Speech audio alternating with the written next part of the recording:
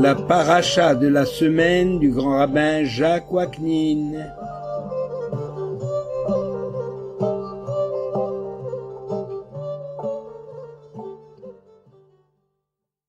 Chers amis, bonjour. La paracha Chaye Sarah, l'amour dans le mariage. Abraham, devenu vieux, se préoccupe de l'avenir de son fils et désire, avant de quitter ce monde, le voir fonder un foyer pour assurer l'existence du peuple juif naissant. Les femmes de Canaan sont certes très belles, mais le critère de la beauté, même s'il est important, n'est pas une garantie de la valeur morale de la femme. Abraham charge donc son serviteur Eliezer de se rendre dans sa famille pour prendre femme pour son fils. Isaac sait que Dieu fera rencontrer à Eliezer la femme qui lui est destinée 40 jours avant sa naissance. Eliezer s'acquitte de sa mission suite aux prières adressées à l'Éternel.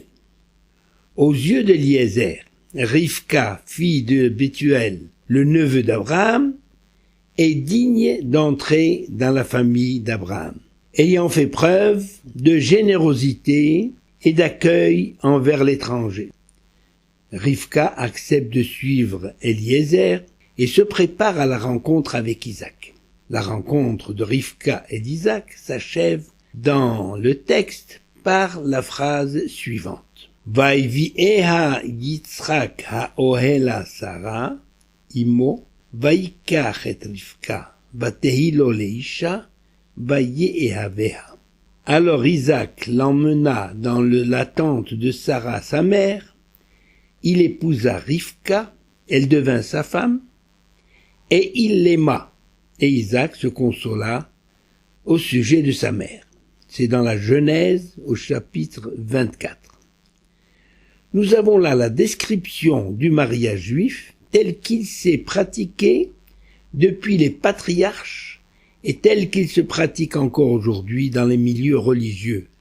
Ce processus appelé mariage de raison se distingue dans l'esprit général du mariage d'amour. La Torah et l'expérience de la vie vont nous révéler que le véritable amour n'est pas absent d'un tel mariage et qu'au contraire, l'amour y est plus fort et plus durable. Tout comme le mariage du premier juif, Isaac, les mariages juifs, en tout cas la plupart d'entre eux, ne sont pas contractés sous l'emprise de la passion amoureuse.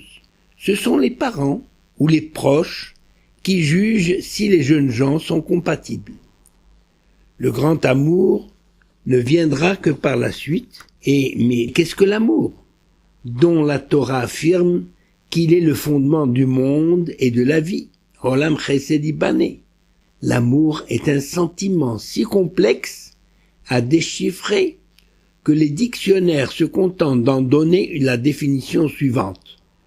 Une attirance affective et sexuelle pour une personne. En général, ce sentiment pousse l'homme à s'accaparer l'objet de son désir pour satisfaire son plaisir. Le verbe donc qui caractérise cette attitude, c'est have, havli, have, donne-moi. En fait, cet amour n'est que l'amour de soi, un sentiment d'égoïsme. Le véritable amour est la capacité de donner à l'autre, d'aimer une personne pour elle-même, de réaliser le désir de l'autre. C'est le contraire de « donne-moi » que l'hébreu traduit par le verbe « ahav » qui a donné le mot « ahava », le mot « amour ». Et le véritable amour fait du couple une entité, puisque « ahava » a la valeur numérique 13, de la même manière que la même valeur numérique que le mot « echad », qui signifie le nombre 1. Dans les Pirkei Avot, il est écrit, à propos de la relation entre l'homme et Dieu, « Aseh retzono kirtzonecha, kedeshi aseh retzoncha kirtzono » accomplit sa volonté, c'est-à-dire la volonté de Dieu, comme si c'était la tienne. afin qu'il réalise ta volonté comme si c'était sa propre volonté. Cette maxime de Rabban Gamliel définit l'amour et le comportement idéal au sein du couple, chacun recherchant le désir de l'autre. L'amour dans le couple n'est donc pas le début d'un processus, mais la conclusion d'une démarche. Autre aspect important de l'amour, il n'est pas une donnée définitive. On ne s'installe pas dans l'amour. C'est une conquête permanente à l'intérieur du couple. Et le plus grand ennemi de l'amour, c'est justement l'habitude, qui dégénère en lassitude, puis en indifférence. Combien de couples ayant connu la passion de l'amour à leur début se sont disloqués pour avoir négligé ce principe élémentaire du bonheur conjugal. C'est l'un des aspects de l'institution des règles de la Taharat HaMishpacha, de la pureté familiale, qui oblige une séparation temporaire au sein du couple et qui, après les retrouvailles, la femme apparaît aux yeux de son mari aussi merveilleuse qu'au premier jour du mariage. L'amour se trouve sanctifié par des lois qui contribuent au plein épanouissement de l'homme et de la femme à l'intérieur du couple. L'intimité conjugale est une forme de dialogue qui renforce l'harmonie dans le couple. Selon les Pirkei Avot, tout amour qui dépend d'un intérêt particulier disparaît avec l'objet qui l'a fait naître. Ainsi, la femme peut n'être qu'un objet de convoitise pour ses charmes et le désir qu'elle éveille en l'homme, mais passé le feu de la passion, elle ne suscite plus aucune attention de la part de l'homme. C'est aussi vrai au niveau de la femme. Comment expliquer que tant de couples déchirés finissent par divorcer? C'est pourquoi la tradition juive met l'accent sur les qualités humaines et morales de la personne recherchée par le mariage. Autour de nous, il n'en est pas ainsi, dit le Rav Shimshon Raphaël Hirsch. La plupart des œuvres littéraires dans tous les pays du monde mettent l'accent sur la passion de l'amour, un amour passionnel au début, mais souvent déçu à la longue, et qui s'achève parfois sur des drames, ou dans des drames.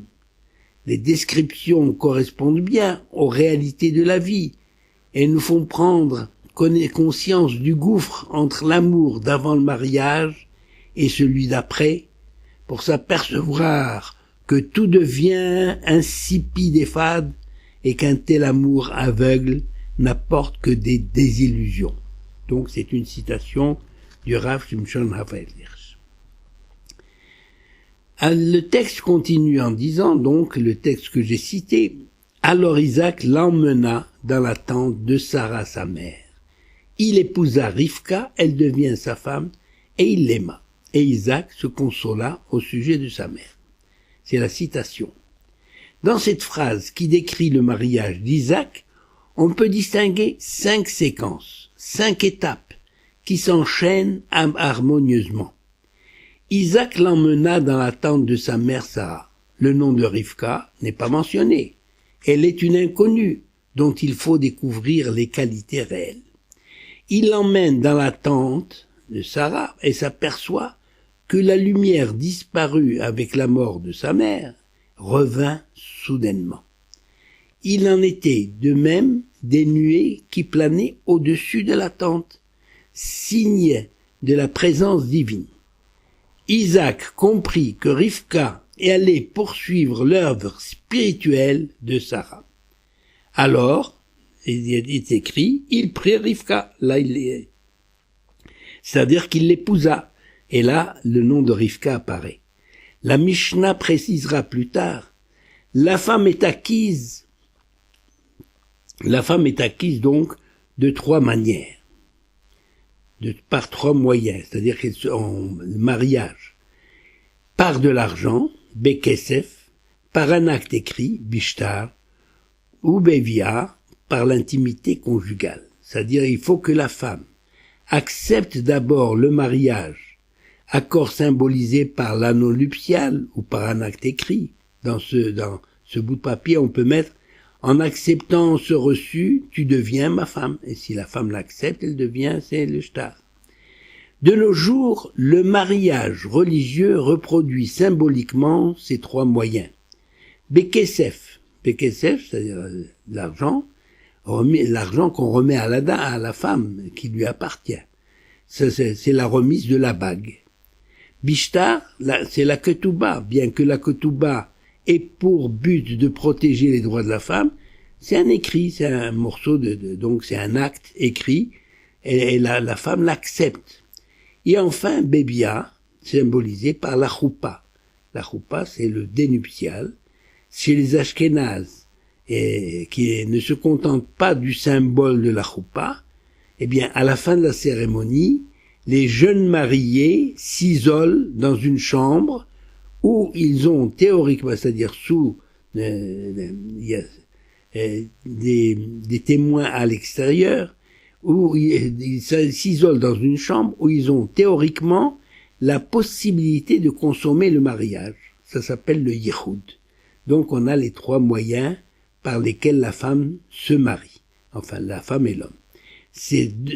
Les conditions essentielles sont donc l'acceptation de la femme, soit par kesef, soit par shtar, et la consommation du mariage. Ces deux conditions sont donc indispensables, l'accord de la femme d'être épousée et la consommation du mariage, eh bien, sont indispensables pour que le couple soit effectivement marié. C'est pourquoi il est écrit dans la citation, elle devint sa femme. Donc Isaac et Rivka vont former un couple merveilleux, sous le signe de l'amour véritable, d'où la consolation d'Isaac au sujet de sa mère, symbole à la fois de continuité et d'innovation. Pour le judaïsme, le mariage n'est donc pas l'apogée, mais le germe de l'amour. Beracha ve'hatzlacha.